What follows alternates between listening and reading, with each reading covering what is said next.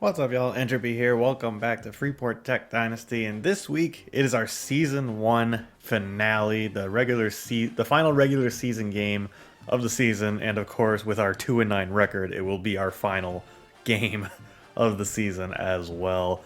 And we are unfortunately ending on the road. We're going to play the USF Bulls on the road, as you can see in the headline there. FTU fans have their fingers crossed that the Marlins will finally break the losing streak this week. Yeah, we've been on quite the losing streak this season. Very, very frustrating stretch of games for us, unfortunately. And at this point, season's too far gone to be salvaged. USF is playing for bowl eligibility, so they're going to be a little more motivated than you might expect from a below 500 team. So that's maybe a little unfortunate for us going into this game. But I'd like to avoid double-digit losses in a 12-game season if possible. So hopefully we can come out with one more win. I do want to take one quick look at recruiting. There isn't really any meaningful updates, I guess. Still, a lot of Coons still doing that. Bickley, his bar does not move very much, and the grades we have for him are not good. So I've just kept send the house on him. But unfortunately, his bar just isn't really moving, so we have 50 points just kind of stuck in Bickley right now because we can't do anything else with him.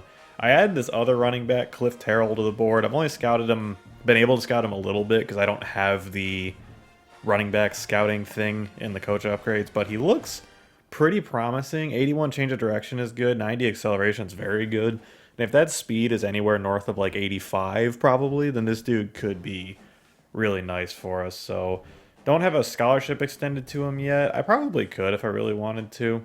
But as of now, we do not. I also have a wide receiver that I looked at briefly, Khalid Tut, but he's only got 83 speed, so I'm not really interested in bringing him in, to be honest.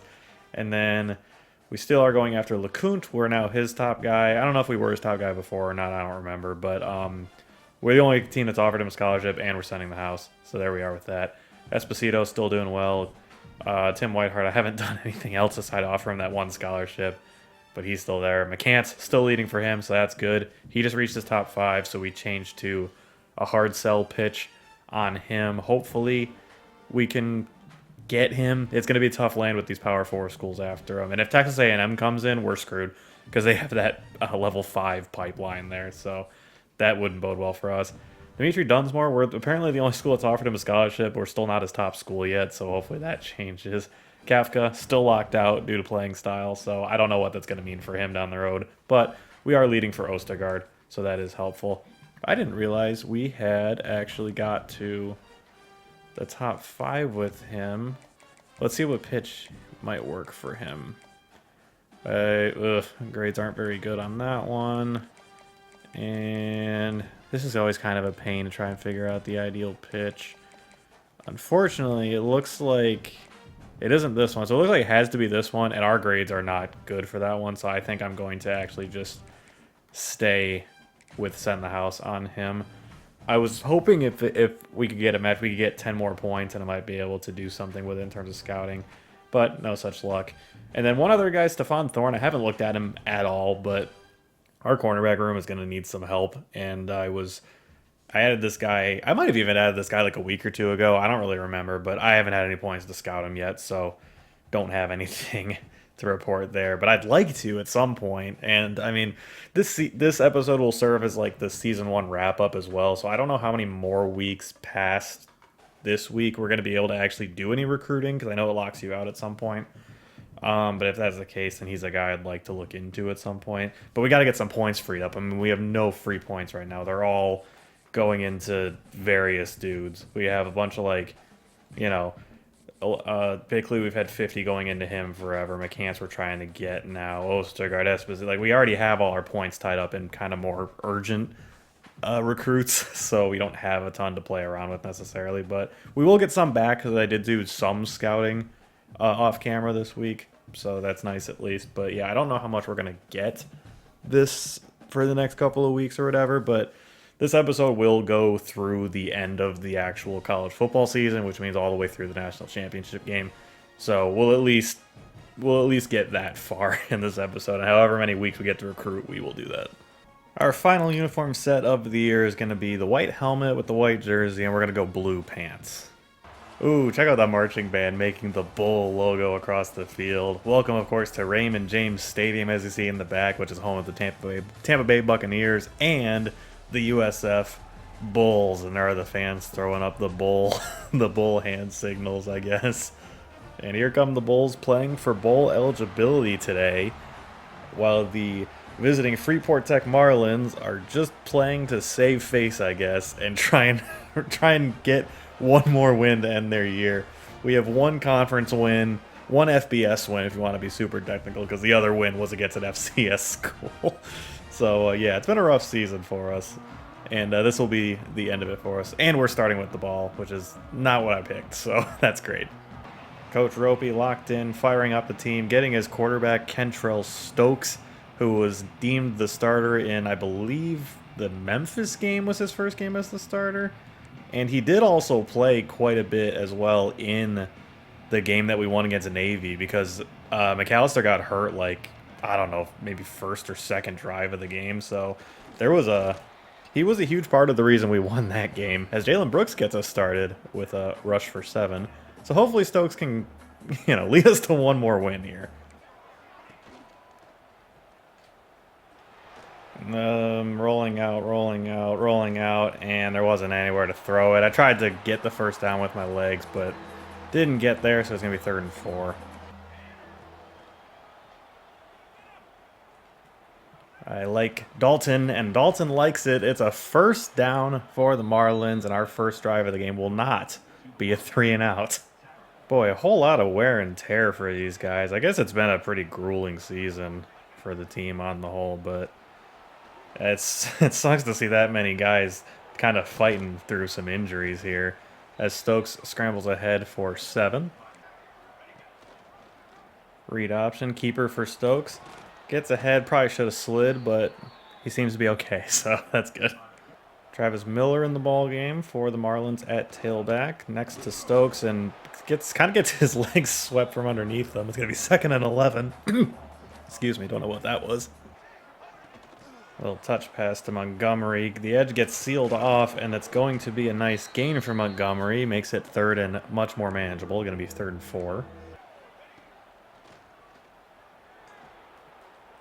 Oh, Brooks. Why did you do that, dude?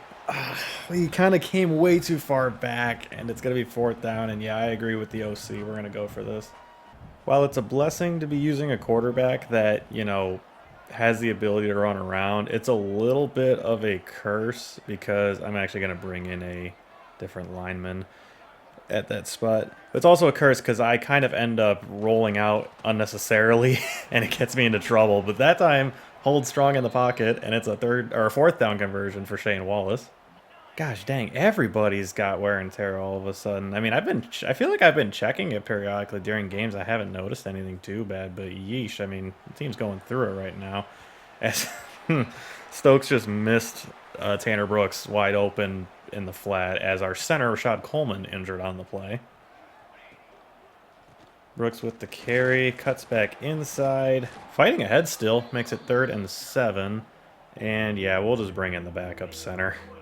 3rd and 7, really can't afford a sack here. That would be a huge issue, as Brooks is just wide open. No one even near him. Jalen Brooks with the catch and run, and that's another conversion for this offense, and it's going to be 1st and 10. Got a loss in the fullback over in the flat. I think if I waited longer, I would have had Montgomery open over the middle, which is kind of frustrating. We have almost run out this first quarter. I mean, there's now less than 30 seconds left in this first quarter, and we're still on our first drive. This has been a very slow, methodical drive for us, as Jalen Brooks has nowhere to go. It's going to bring up 3rd down. We are actually going to try and get this play in before the first quarter runs out. Brooks on the angle route falls incomplete. It actually was nearly intercepted by the linebacker. I was kind of set on throwing that to him, and he did break open, but the ball just got to him a little bit late. And end of the first quarter, we've had the ball this whole time, and we're going to have to settle for a field goal on this drive, unfortunately. But wow, quite a drive we've had here. Maybe I need to make the quarters longer. Grant Sullivan Knocks it up, knocks it through, and the Freeport Tech Marlins take the lead here early in the second quarter over the USF Bulls, who will be getting the ball for the first time momentarily.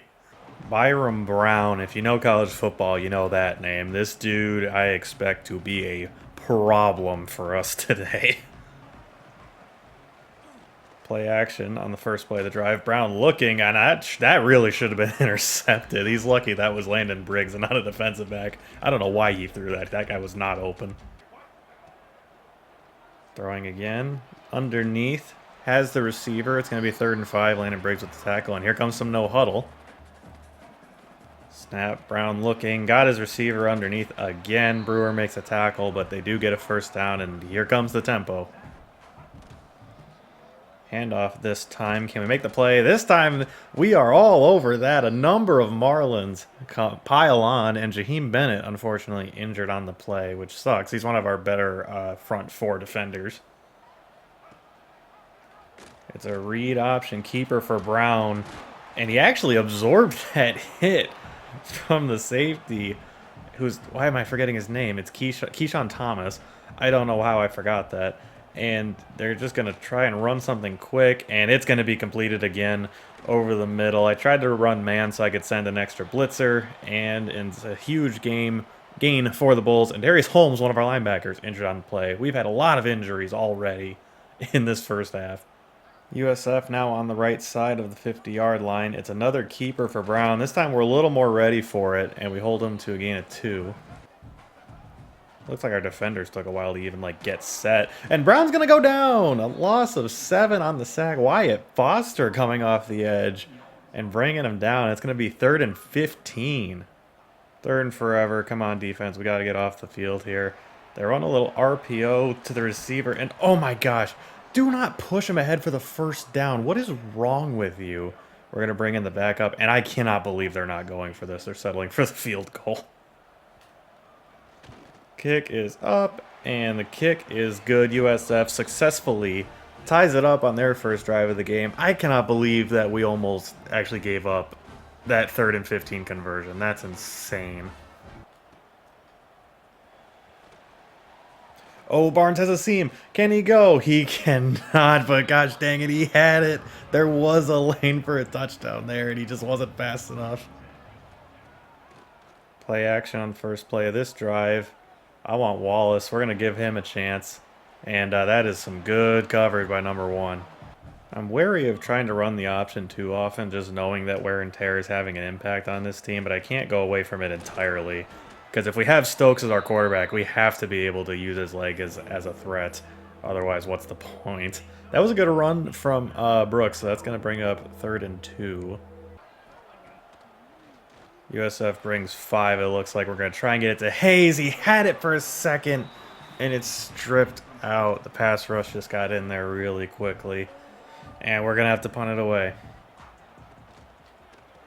Little quick hitting RPO. I think they caught me in the middle of a defensive shift, and it's going to be 2nd and inches, and here comes the no huddle again. Ooh, good D from Chambers that time, and it's going to be 3rd and inches. That's why he's our number 1 corner right there. They're just straight up coming out in the goal line formation. I'm going to count on this being a sneak. Oh, I thought we might have stopped them, and we didn't, so it's a first down for the Bulls.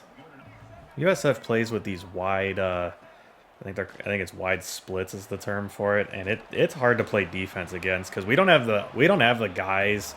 As we give up another huge gain, we do not have the guys to play man-to-man coverage. But when they come out in these wide splits, it's really hard to play zone just because of where the receivers don't necessarily line up with where the zones are at. As that's another big game for them. I thought Thomas may have a chance to knock it out, but their offense is clicking. They're down at the 13. Brown over the middle again. It's another chunk gain for them. An injury. This time it's to one of their players, I think, for the first time. And 2-minute timeouts approaching, and they're approaching the end zone. Trying to get Brown, and it's a touchdown. We just gave him too much time, and Briggs wasn't in a good position in coverage there. And it's a touchdown for USF. just shy of the 2-minute timeout, and we started with the ball, so we don't have a choice. We have to get a touchdown on this drive. I do not want to go into the half down again with them getting the ball to start the second half. That's going to be a bad situation for us. Richardson on the return. It looked like there was a seam again, dang it, but I kind of got stuck on my own guy, unfortunately. It's a read option keeper for Stokes. How far can he get? They do a good job kind of keeping him, but an injury to USF actually stops the clock, so we're going to get another play in before a 2-minute timeout. Screen pass. Brooks gets the first down. That brings us to a 2-minute timeout, and we are at least getting some positive momentum going on offense, so that's awesome. Oh gosh, Brooks got stuck on the defender there, and actually he pushed him like 5 yards into the backfield. That sucks. That ruined our play. Oh, there's a lane for Stokes, and he's going to take off and run, and he's going to slide down. He didn't really slide, he more dove, but that's a big gain for the offense. We're inside their 40 now. Going back to our favorite play, the swing pass off the RPO to Marquise Taylor. He only gets 4, just north of a minute now. We're going to try and give Wallace a chance. He's bigger than the defender. It doesn't matter. It's intercepted. I mean, sure, it was a forced pass off the play action, just trying to get a big chunk gain, but I didn't think that deserved to be intercepted, to be honest.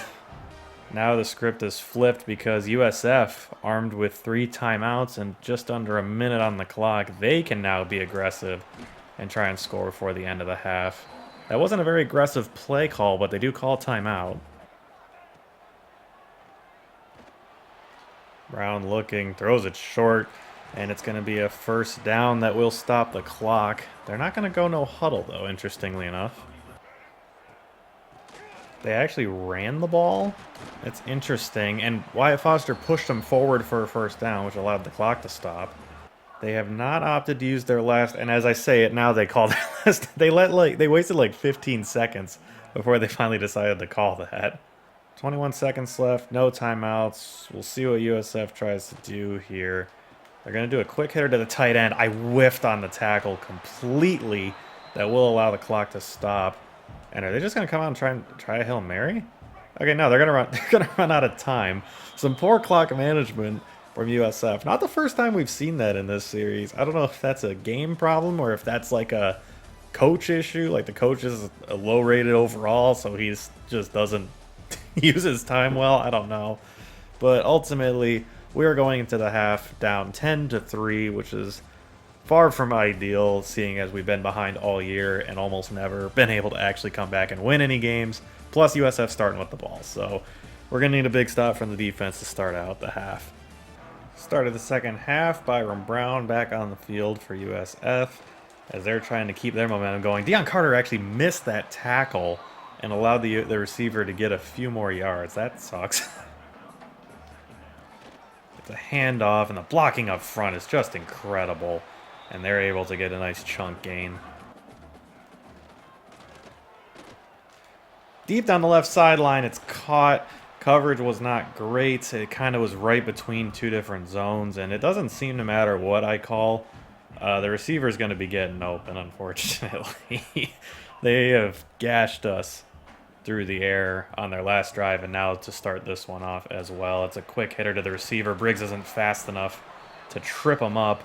Byron Brown already over 200 yards, and they're just continuing to run no huddle with our defense on their heels. And I hate to say it, but it is really working as it's a quick hit to the tight end, and Briggs is just too dang slow, and it's a touchdown for the Bulls. I mean, gosh dang, man. You were right there to make the tackle, and he was just slow enough that the tight end was able to keep just enough distance that Briggs couldn't make the tackle, and then he cuts it back and gets away from the rest of our defense. Wyatt Sullivan doing the damage. I mean, look, Briggs is right on top of him there, and he just lets him get around that corner, and then the 2 defenders there couldn't bring him down. So now USF's up. It's soon to be 17-3 when that drive took a minute and 3 seconds. So just zero resistance from the defense to start here, and we're gonna need. It's only 14 points, but the way this team has played this year, it already feels like we need a miracle to win this game. We have no choice, really. We have to just try and return these for touchdowns. Gosh, I feel like I'm seeing a lot of lanes, and just these guys just are not fast enough to hit them. Stokes on the read. That was a weird. I didn't really know which guy I was supposed to read there, so we only get 2. We're just gonna run with Stokes, and he gets the first down. Nice job, Kentrell. Quick hitting to Marquise Taylor in the flat off the play action, gets us 7. Hand up to Brooks. He gets the edge, cuts it upfield. Jalen Brooks down the sideline. One man back, and he is going to be able to get him down, but a huge run for Jalen Brooks. And we needed a splash play, and he is able to provide it here. What a run. I'm just going to throw it to Wallace in the flat for presumably a short gain. He is unable to run through the defender, so we are held to a gain of 4. Oh, Taylor, that was a very slow cut. I tried to cut it right off the back of the tackle and just didn't work, so that's going to be 3rd and 7. 3rd and 7. I mean, I really don't want to have to settle for a field goal here. We got to go for a touchdown, and I don't like any of the options. We're going to have to hope. Never mind, that was never going to happen. 4th and 7. I mean, I guess we got to kick the field goal. I don't feel good about going for it on a 4th and that long. So we're going to have to hope Sullivan can knock this through. Kicking has been a struggle for us this year. Not a struggle here, though. Grant Sullivan, beautiful kick. Knocks it through from over 40 yards out. So good on you. But unfortunately, we're still down 11. It's an RPO. I don't know what the receiver was doing there, but he only gets 3 because he chose to ran backwards. That was a very bizarre move by him. And again, with these wide splits, I almost feel like I have to run man, even though we do not have the players to run man, unfortunately. Motion all over the place before this snap. It would have been really funny if after all that motion, he just handed it off. Oh, I thought Levi Chambers had the pick. It looked like he jumped that route beautifully, but no, it's completed. Brown's going to go down. Landon Briggs unblocked. Right up the middle of the O-line. I just sent more blitzers than they had blockers and counted on it working. Fortunately, it did. And that's a huge sack there for Briggs. Another RPO. Wow, that dude was all the way out against that sideline. It's going to be 3rd and 11. Brown. Oh, it's wide open. How do you let that happen? He breaks the tackle. Leon Grant, our slowest corner, somehow chased him down. But, dude, come on. How do you just let a guy run free on 3rd and 11 on a drive where you need the stop? Like, we could not afford to give that up. We had to get the stop there. Jace Nolan seems to take his frustrations out on that player. And a flag. I mean, I feel like it's been forever since we saw a flag. And it's holding on the offense, so obviously we will accept that. 1st and 20 after that penalty, and it's going to be another quick throw to the outside to get 7 back. Start of the 4th quarter, time's running out. We have no choice. We have to either force a field goal or get a turnover, but they score in one play to start the 4th quarter here, so who gives a crap what we need? USF just continues to pour it on, and yeah, we're going to probably drop this game unless something truly miraculous happens. Thought I had a chance to block that for a second, actually. Brooks gets the carry, only gets 3. Yeah, we got Wallace open on the right side, and he catches it and gets out of bounds.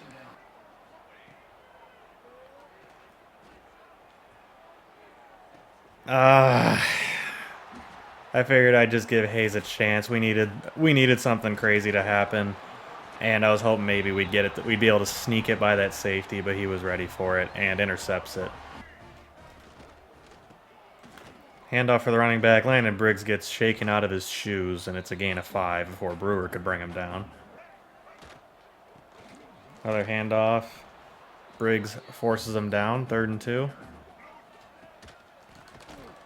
Nehemiah King blows that play up in the backfield. Shooting through the line. Timed up the snap. 4th and 5, and they're going to kick a field goal. Kick is up, and it's good. A long kick. I didn't really pay attention to how long that was, but I think that was a very long field goal for their kicker. And USF now a 21-point lead here. Gonna try to give Dalton a chance. Holy frick, you gotta be kidding me. A ridiculous interception made by the corner. I mean, I know I'm forcing things and turnovers are probably gonna happen, but I'm just trying to get a good play to kind of set us up to at least have like a fun drive where something cool happens. But no, that pass just got intercepted. Byron Brown over 300 yards and has 3 touchdowns on the game. He's completed 301 passes this season. I guess that's noteworthy somehow. I'm right there, and it doesn't matter. It's a touchdown. Nothing's working, man. I was right there with Carter. I thought I had a chance to make a play on that, and the ball just got by him, unfortunately. Gosh dang, man. We can't get anything to go. Nimrod. I just realized the guy's last name is Nimrod. I thought I had a play with Carter, and I guess he wasn't far enough to the left to actually get a hand on that, but just nothing's going our way today. I was really hoping we'd have like a real exciting down to the wire game to end our season, but this has just turned into an ugly blowout. This is one of our ugliest games of the year. And we're just going to Dalton on a nice little underneath route, and that's going to be one of our best plays of the game. We're going to give Dalton the chance. There's no deep safety, so it's one-on-one. And I don't know if it was a bad throw or good positioning, but either way, it fell incomplete. Montgomery underneath. He's got it, and he's got 9.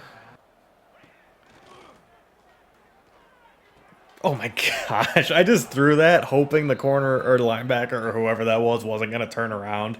And thank God he didn't, because that would have been intercepted. Oh, Dalton created some separation that time, and Stokes missed him. He overthrew it. Gosh dang it, dude. I mean, it's bad enough this game's gone as bad as it has for us, but then, like, to have a chance to make a big play and you just miss the throw that badly, I mean, that's so frustrating. As that's a nice catch from Wallace. That's going to be 3rd and 1. I feel like I called Wallace's name a lot today. All right, look, so they have no deep safeties. Everyone's one-on-one. I'm sending everyone deep. Someone has to get open, right? They did do a good job dropping safeties back, actually, so that sucks. Because it looked like that was free, and unfortunately it just wasn't. Obviously we're going for this. Oh, gosh dang it. And it's going to be a turnover on downs, and presumably the game. Obviously not going to bother calling my timeout. Oh, little speed option didn't work. I believe that was Jameer Ross that with the TFL. Boy, Jameer Ross is a name we have not called very much at all in this series so far. I thought he was going to be one of our better players off the edge, but he's been mostly quiet. I don't know if maybe he just doesn't play in certain formations or whatever. But, yeah, not been much from him. We're just going to call timeout, I guess. Why not? See if the offense can get some positive momentum going into next season.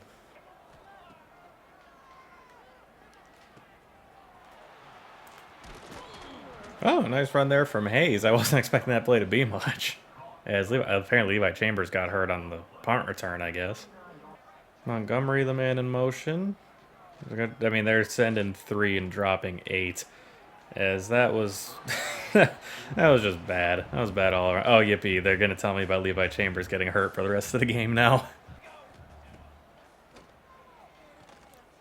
Oh, gosh, dang it. So they sent 3, and somehow someone did end up getting home, of course. Obviously, we're going to throw it up to Dalton. His last game as a Marlin. Couldn't make the catch.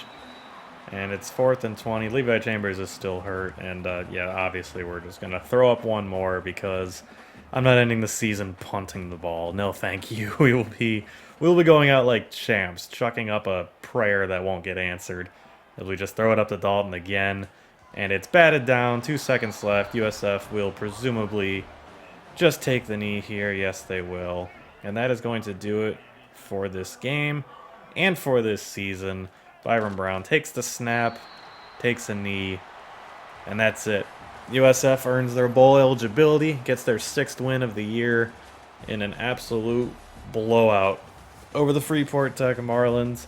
And Byron Brown, again, with 92% completions, because every quarterback we've played has completed like at least 85 to 95% of his passes. And yeah, that play was the most frustrating one without a doubt. That had no business getting completed, and somehow it still did. But, just gross. I hate blowouts are the worst, and it's the worst that that's how this first season has to end for us. Let's just take a look at the stats, I guess. Kentrell Stokes, 16 for 31. I'm not going to hold his completion percentage against him because by the end of the game, we were just throwing up whatever the crap, just trying to get something to work. Of course, none of it really did, but still north of 50% completions somehow. Only 132 yards, so no real big plays, and the 3 interceptions as well. But again, a lot of that was just forcing stuff to happen or trying to force stuff to happen. Rushing the ball.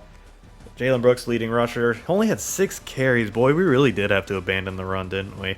Although I was running a lot of RPOs and play action, trying to like keep the defense on their toes a bit. Because if we run the ball too much, it feels like the run game just gets shut down, and then the passing game doesn't have a rhythm or anything. So I was trying to mix in. I've been trying to mix in a lot of play action and RPO to see if that'll open up the offense a little bit more, and it has in some weeks, but this week it just didn't. So Brooks did well, though, with his 6 carries, all things considered. He had a couple nice runs for sure. Kentrell Stokes also did well, 8 for 44, and that includes at least 1, maybe 2 sacks as well. Marquise Taylor got a little bit of action at 2 carries for 3 yards, and Travis Miller lost 1 on his 1 carry. A lot to talk about in the receiving department. Shane Wallace, the senior tight end, in his last game as a Marlin, was our leading receiver and had the most catches by far. Blake Dalton, another senior, 2 for 27. Jalen Brooks, 3 for 21. Zach Montgomery, 2 for 16. And then Darnell Hayes, Marquise Taylor, Brett Lawson, the fullback, and Tanner Brooks each only had 1. Blocking, we had 2 sacks given up, and it was from the right tackle. A lot of pancakes, though, so again, that's nothing to sneeze at, I suppose. It looks like the offensive line was putting in work today, so that's good. And then on defense, Micah Brewer, our corner, led in tackles. That's pretty surprising. You don't normally see that for outside corners, but he was around the ball a lot today, I guess. Landon Briggs had 9 himself. Leon Grant had 8, and Keyshawn Thomas also had 8. Quite a few TFLs. Jameer Ross had 2. Nice to see him show up a little bit. He is only a sophomore, I didn't realize, so he has room to develop for sure. Landon Briggs, 2 TFLs. Nehemiah King, 1 TFL. And Wyatt Foster with 1 as well. 2 sacks. 1 for Wyatt Foster, 1 for Landon Briggs. Obviously, we didn't force any turnovers at all, so that is all I have to say about the defense. I don't even know, obviously the defense played awful because we gave up. It felt like they just could do what they wanted the entire game, and it felt like we couldn't stop them. But the offense didn't help them by not giving them any support. In baseball, it's run support. I guess I don't know. It would be point support in football. I don't know. When the offense isn't putting up any points, it's hard for me to get too mad at the defense because the offense is just sputtering and turning the ball over and all that crap. So just a frustrating performance across the board in our final game of the season. Can't put it together. FTU drops to 1-7 in conference play after falling to USF. There's only so many ways you can say the team sucks in a headline, and that was what they went with this week, I suppose. Sucks that we couldn't end with a more interesting game. I mean, we'll do a quick look at the team's schedule, how the season went for us overall. Obviously, starting off with a couple of losses, relatively close losses though, which was encouraging. And then of course we had the incredible victory over FCS Midwest, thanks to Blake Dalton coming up clutch on like a 4th and 20 deep ball, I think, or something like that. Then turned right around, lost to Charlotte 19-7. Their defense was incredible. And then we beat Navy on the road, which is by far our best win because the other one's just against an FCS school at home. But by far our best win of the year, we beat Navy, who is sitting at 7-3 going into this week with only 2 conference losses. Knowing we were one of them is kind of insane. Then, of course, the heartbreaker last-second loss to Florida Atlantic, which was the start of the end for us because we then got blown up by 32 at UTSA, lost at UTEP, almost pulled an upset over then, what were they, 7-1 Memphis, I think, and winning. We had the ball with a chance to win, and our offense just took a crap right on the 35-yard line or wherever we were.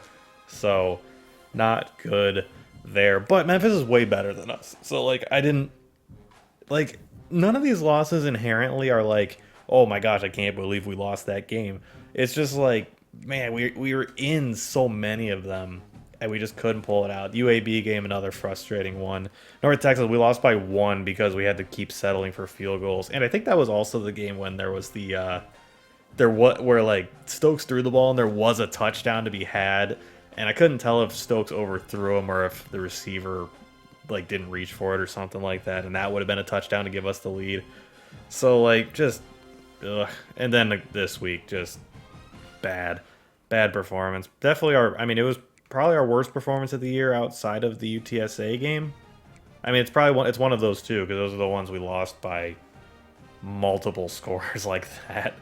I mean, just gross showing. So we do have at least the one more week, so I think we will have recruiting to do week 15, and then we get to conference championship week. I'm not sure, but we'll see. So we'll start by simming ahead to next week, seeing what the recruiting may give us, and we'll have some points to do some things with too, so I'll have to kind of approach that. But let's sim on ahead, see if we can get some good news here after we lose to fall to 2-10.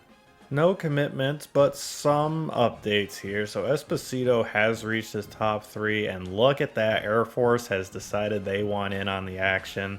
They're pretty far behind, so we should be able to hold them off, but unfortunately nothing's a guarantee in this game when it comes to recruiting. Ladakun has reached his top 5. We're still the only school that's even offered him a scholarship, it looks like, so I'm not sure how that works. Kafka's reached his top 5. I have to assume we're still not able to actually recruit him because of the deal breaker. So I don't know. We'll see what happens. I kind of hope no one else offers him a scholarship. I want to just see if he still comes or if he just decides to not go. He's the #1 player in the state of Wyoming. If you look there, I mean, come on, someone's got to go after him. Why hasn't Wyoming offered him or something? I mean, gosh dang. And then Eric LeCounte, the gem tight end we discovered recently, has reached his top 8.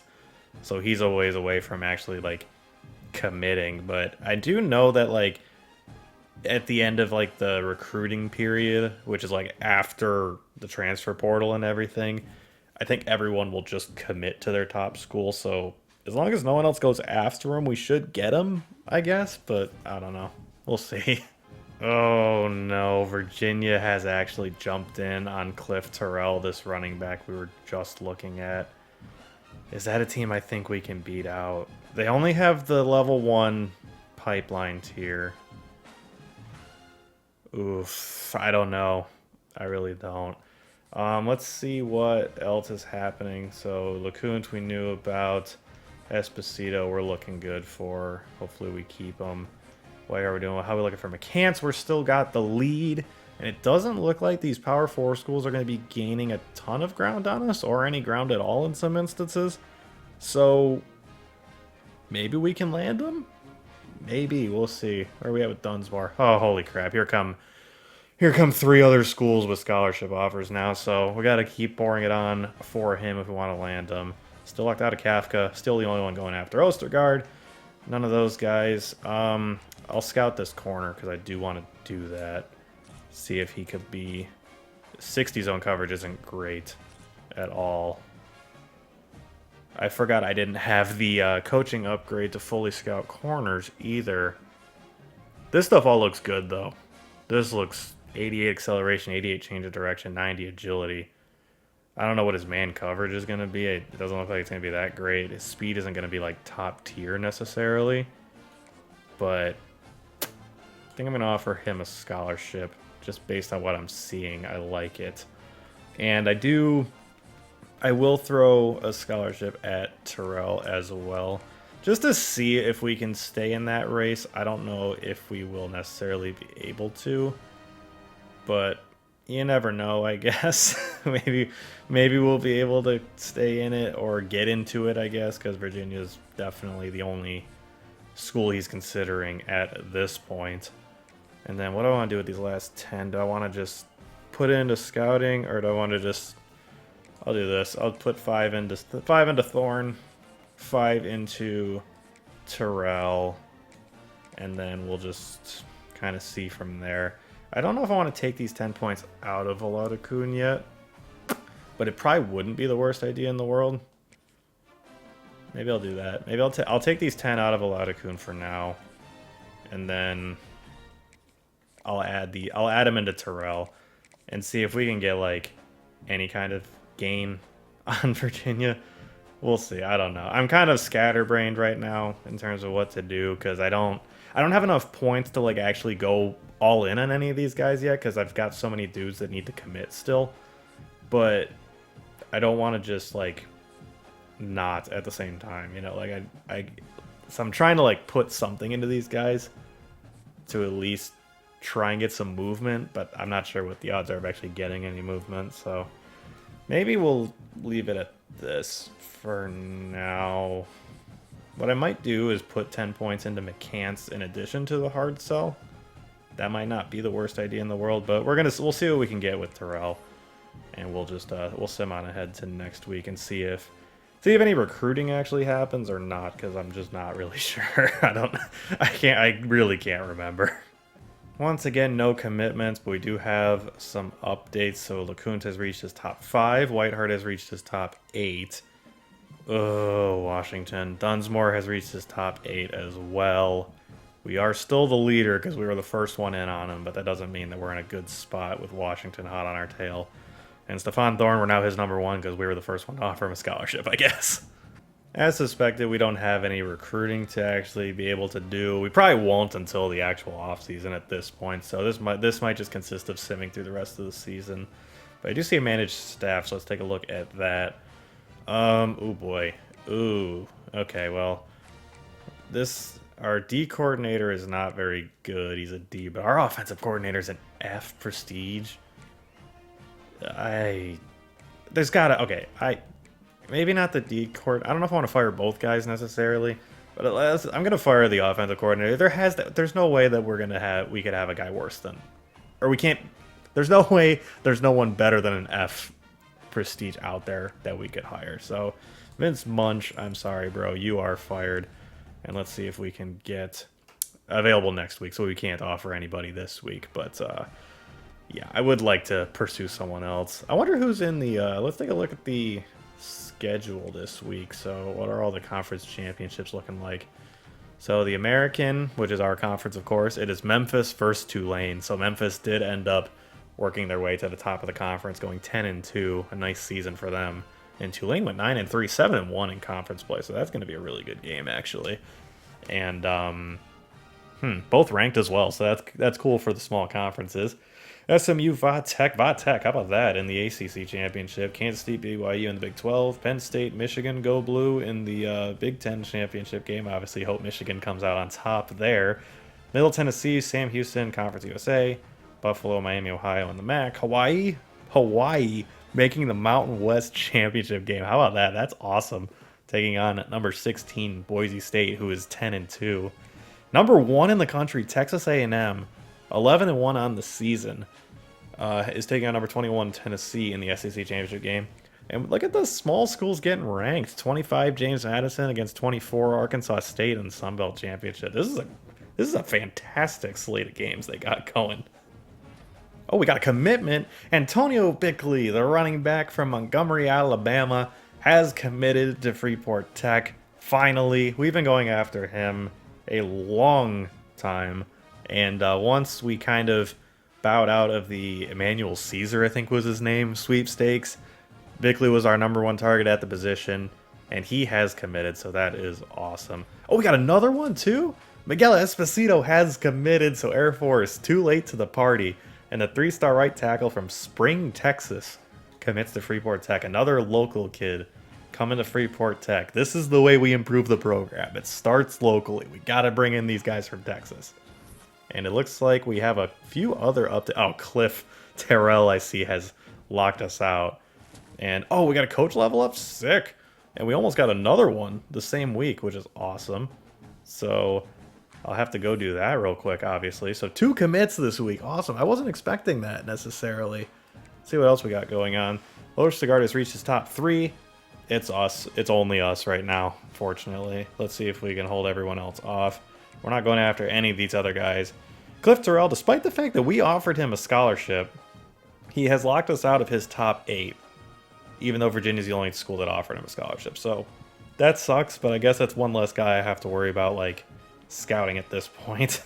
Cade Klubnik from Clemson taking home the Heisman Trophy. Over 4,000 yards, 34 touchdowns, 65% completions. Looks like it was deserved. I imagine Clemson is a player in the college football playoff as well, as I'm sure their fans are hopeful will happen in real life this year. They look like a team that's prime for a run.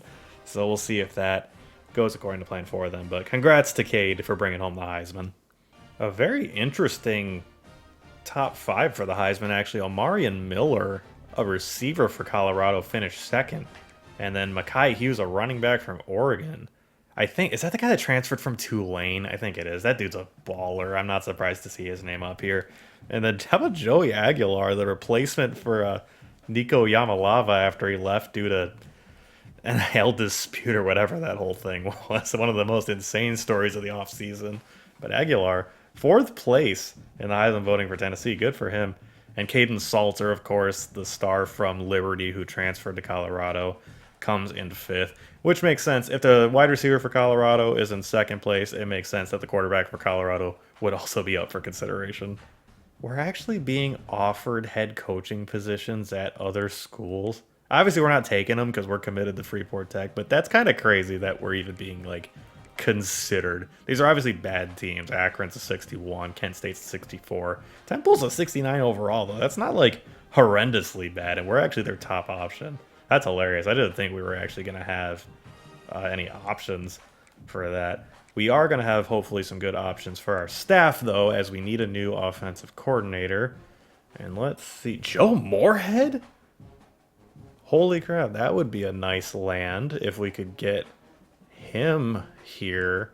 I don't know if our odds would be great of being able to land him or not. Unfortunately, like, what's our destination look like for, like, compared to all these other schools, you know? This dude's getting offered the OC job at Iowa, and then the head coaching job at Wyoming. It's like, how are we going to stack up to that?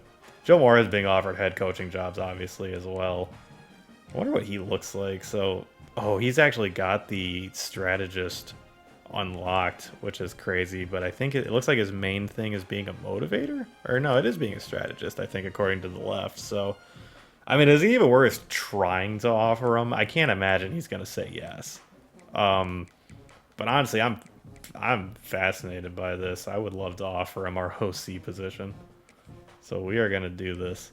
We're going to see if Joe Moorhead will come be our OC, because if we land him, that would be nuts. Well, I guess since we're out of the race for that Cliff Terrell guy, I guess we might as well put this upgrade into the secondary so we can scout Thorne quicker without having to spend more points than we have to. And, yep, that'll be the upgrade. It looks like we're very close to another upgrade, and that next one will just go into advanced look running back for sure. Oh, I just realized it's I completely forgot about early National Signing Day. So where you can actually see what all these guys really are. So Bruce Acho, our quarterback that we got, is an impact dev. Awesome. That is great to see. I forgot that we'll be able to like see all their dev traits for the guys that were already committed. So that's sick. Antonio Bickley, also an impact player, which is awesome. We'll remove Cliff Terrell from this list because we don't need him on here anymore. Ben Maggio, only a normal dev. The receiver, of course, that we got. Eric LeCounte, we haven't gotten committed yet. Tyron Davis, an impact as well at the tackle spot. Esposito, only a normal dev, but that is fine to me. Dante Corn, an impact player as well. Wow, we got a lot of not normal dev traits, which is awesome. Obviously, they're all impacts so far, but who knows? Maybe we'll have a star in here somewhere. We'll get lucky. McCants, where are we at on his race? Ooh, boy, it is tight. The second we get more hours, I'm putting 10 more into him just to kind of increase our bar as much as possible. But that one's going to come down to the frickin' wire, I can already tell. And then Dunsmore, same thing. Washington is closing the gap, so we'll see how that goes. Ostergaard, very close to committing. Kafka, still no one else going after him, which is hilarious. Kennedy, what do we got here? We got a star Mike linebacker coming in. That's so exciting. He is going to be a heck of a player for us, and he should develop very nicely. That's sick. I didn't know if we were for sure going to get anyone with any crazy dev traits. Vic is only a normal dev. It's unfortunate, but it is what it is. And Paul Freeney, the gem safety, is an impact. I was hopeful maybe he might be a star just because he's a gem, but that's never a guarantee. But good to see that we got a lot of freshmen who are going to come in with good dev traits and will hopefully develop into very good players for us. So overall, this has been a very successful recruiting cycle for us already, and it is far from over. And the college football playoff bracket is set. So Texas A&M is the #1 seed, followed by Michigan and Oregon as 2 and 3. So the Big Ten was strong this year. Kansas State coming at the 4 slot. We've got Boise State representing the group of 5 as the 12 seed, taking on Texas Tech. We got Illinois versus Virginia Tech. So, oh my gosh, 6th ranked Nebraska taking on Georgia as well. The Big Ten has 5 schools in the playoff. That's insanity. And then Penn State, BYU at the bottom. So we'll end the episode by just going through the playoff and seeing who comes out on top. This will be exciting. Oh, looks like Joe Moore had rejected our offer. Not the most surprising thing in the world, unfortunately. I mean, it was a, that was a very, that was a high swing. That was swinging for a home run there, for sure. These guys all look like they're going to be much more easy to land for us. They've got no other offers on the table, it looks like. So we could just go for the highest rated guy in Tim Lester. Although the thing I don't know is how much does like the scheme that they come in with matter? Because we're obviously using a different playbook or whatever. So I don't know if that means we're going to be like it's better for us to hire a guy who has a similar scheme to us. Like we run the Kansas playbook, at least for now. I don't know if I'm going to stick with that long term necessarily. If you guys have any playbook recommendations, drop them in the comments. But I don't know if we're going to stick with the Kansas playbook long term or if we're going to try out a few different ones. I also don't know how much the pipeline matters for these guys. Like how much of an impact does that actually have? Like does it actually give us a level 1 pipeline in those states? I really don't know. But I do think that just going for a guy that's really highly rated, so Tim Lester here with his level 23, he doesn't really there's a chance I should consider someone more who's a motivator just because that fits better with our coaching staff. Like James Ward would probably be a good hire for us, but I don't know if I want to hire James Ward necessarily. So I don't know. Let's try Tim Lester. He's the highest rated guy. He's a strategist. He's relatively well-rounded, it looks like. I mean, he's got it in a few different things here, including recruiter, interestingly enough. So I guess we'll see how that will help us recruiting. I don't think we need to necessarily... This guy is actually an elite recruiter, which is kind of crazy. But our head coach is also a recruiter, so I don't know if that's necessarily something we need to do. So let's just go for the highest... let's just go for the highest rated guy. We'll go with Tim Lester, unless... That's not who I clicked on. Unless Tony Rhodes looks like... Nah, he's just a recruiter, yeah. We'll go with... we'll offer Tim Lester the job and see if he'll come to Freeport Tech to be our offensive coordinator. He'd be a step up from our previous guy as well with his D prestige. Boise State pulls the stunner in round 1 over Texas Tech, and the Big Ten goes 0 for 3 with Virginia Tech, Georgia, and BYU all moving on. So not a good showing for the Big Ten so far. Offer accepted. Tim Lester has accepted your offer to become offensive coordinator for next season. Awesome. Great that we were able to fill it with an upgrade as well, which makes it even better. He's definitely a step up from our previous guy. So hopefully we can see some steps from the offense as well next season. I didn't really notice this, but all 3 of our coaches now have the Michigan pipeline, which is kind of hilarious. I just gave it to myself because that's where I'm from. But both our OC and DC now have the Michigan pipeline, so that's really funny. I wonder if we'll see that impact on the recruiting trail, because when I made this team, I also gave it a Tier 1 pipeline to Michigan, just for similar reasons. That's where I'm from, so I thought it'd be fun if I had a connection there. But we'll see if maybe we get that pipeline upgraded, because all 3 of our coaches have that pipeline now. And the quarterfinal goes chalk. The top 4 teams all moving on. Texas A&M beats Kansas State by 6, and Oregon blows out Michigan in the semifinals, so that's too bad. But we have an Oregon-Texas A&M national championship, which is a very fascinating matchup. Ooh, level up for Coach Ropy, so we will be adding that to our coach to end this episode here. Freeport Tech is up to a 1.5 star team prestige. I think that means we went up. I'm not sure how. We went 2-10, but I'm not going to complain about it, I guess. And Oregon takes down Texas A&M by a score of 30-17 in the national championships. Oregon gets their first national championship in school history, led by Dan Lanning. Good for them. Congratulations to the Ducks. Well, the last thing we have to upgrade here for advanced look is running backs, outside of the specialists, but I'm really not prioritizing that right now, to be honest with you. So advanced look running back, and just like that, we now have all positions able to be scouted with only 30 points instead of 50, which is a huge deal to me personally, because I hate having to put 50 points into a guy to fully scout him. So, and this is why I picked a recruiter, was strictly for this reason. And that is going to do it for us this week. That will conclude Season 1 of the Freeport Tech Dynasty. 2-10 is not what we wanted, to say the least, but you could probably say it was expected, and this isn't a result that we should be super surprised by.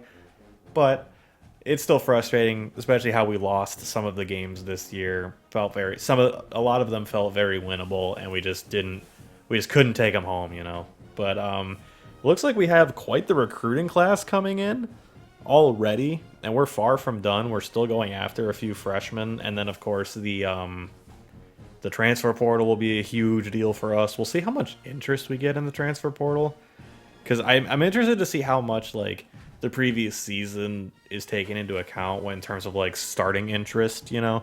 Because some of the guys will have like their initial top 8 or whatever. Some guys will be open and we'll be able to go after them, but a lot of them will be locked into their top 8 already. So we'll see how it goes in the offseason in the transfer portal. I'm interested. I'm hoping we get some interest, because we could use anybody at any position that wants to come, to be quite honest.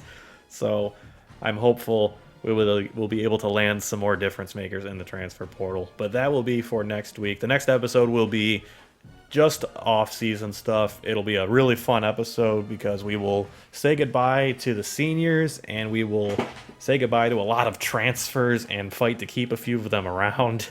And we will also be doing transfer portal stuff, setting our recruiting board for next year already, and setting the schedule and all that. So it's going to be a really fun episode, loaded with things to set up our second season at the helm of Freeport Tech. But that is going to do it for this season. Thank all y'all for joining me. The season was rough, but I believe Coach Ropy knows what he's doing, and we're going to be able to get this thing righted, and we will be much better than 2-10 next year, hopefully. I think our goal for next season will be to go to a bowl game. Let's finish 500. Let's go at least 6-6. They might be shooting a little high given our starting point, but I believe with the right players in the right places, we could do it. So we will try to set that up next week. But again, that is it for this week. Thank you again for joining me. This has been a fun series to go through, even though it has been a rough season. I'm very excited for what the future of this series holds, and I hope you all will be there with me. If you've been watching these videos, I love and appreciate each and every one of you, and I'll see all y'all in my next episode. Later, y'all.